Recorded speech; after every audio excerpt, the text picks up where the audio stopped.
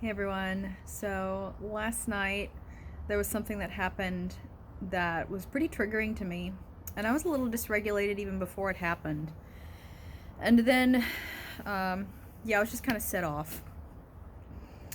And then left the situation and went to the other room, and my partner was cooking dinner, and I was sharing with him a little bit about what I was feeling, and I went into what is typically my default of trying to get to the root of why I was activated, why I was triggered. What was that part of me that was upset? Because I really want to see that part and understand it so that, if I can, I can speak to it in a way that's healing and loving, because that part of me is there for a reason, as is true for all of us. And so I was trying to understand why I was set off by this thing in a way that was unproportional to what happened. And then he later pointed it out. He brought it back up and pointed out how it was funny that's my default instead of just complaining. And then it got me thinking about how I have that part of me that does want to get to the root of things and understand, so that it can fix it, or that it can hold space for it, that I can be nice to it.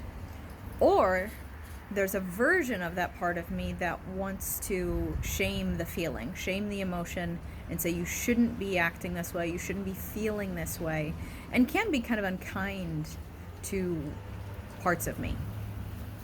And this is actually the inner masculine. And so the inner masculine can either try to understand, try to get to the root of, try to hold space for something that we're feeling, or it can shame and judge it and say that it's wrong.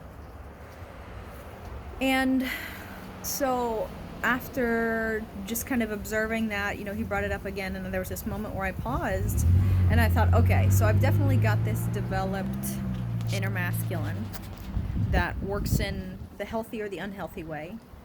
What about my inner feminine? What is that part of me doing? Do I even have that part? And after asking myself, I realized that immediately. Like, well, hell yeah, I do. This is the part of me that praises me. That's what the inner feminine does. It's like the divine mother that shows you love for who you are and for what you're doing. And I do have this part.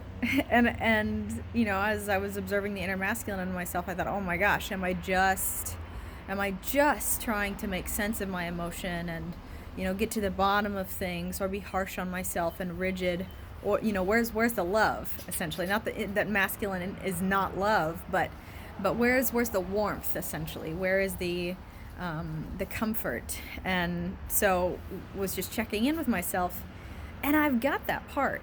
I have this part that shows up and says, you're doing a great job showing up and doing this even though it's so hard.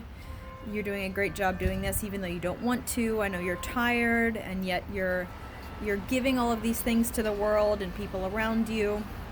I see your natural gifts and the things that you bring to people. And so this is the inner feminine. It is like the mom that gives us hugs, gives us praise, and shows us the beauty about us, right? And so I'm bringing this up because I imagine that many of you are like me, with the developed inner masculine that is either unhealthy or healthy, or both. Maybe you've got both types of masculine in you. But I'm coming to ask you if you've got the inner feminine. Do you have a voice that shows up and tells you that you're beautiful? Do you have a voice that shows up and says, I see all of the good things you're doing, even though you don't see them, or even though it's hard and it would be easier to just not do those things and give up? And the part of you that can comfort your emotion instead of trying to get to the bottom of it and rationalize and understand and get to the root of things. Just the part of you that wants to give you a hug and say it's okay to cry. We need this part of us too. We need the part of us that sees the beauty and shows us the beauty of ourselves. So wanted to bring that little story to you in case you need to check in on your inner feminine and possibly nurture or develop it.